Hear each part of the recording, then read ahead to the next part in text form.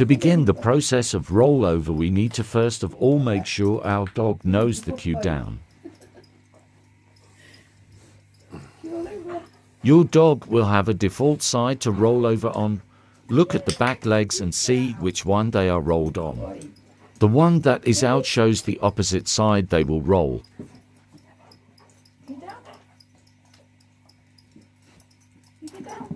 We click and treat for any attempt to begin rolling.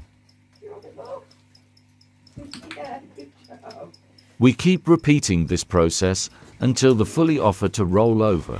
We don't push or manipulate them.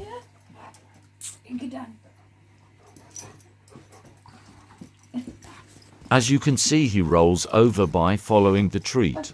After doing this and repeating the behavior, you can then begin to fade the lure.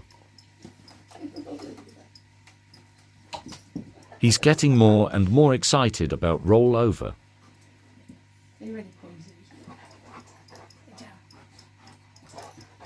So you can now see that he can roll over just on the hand signal cue and fully finish the behavior with no luring.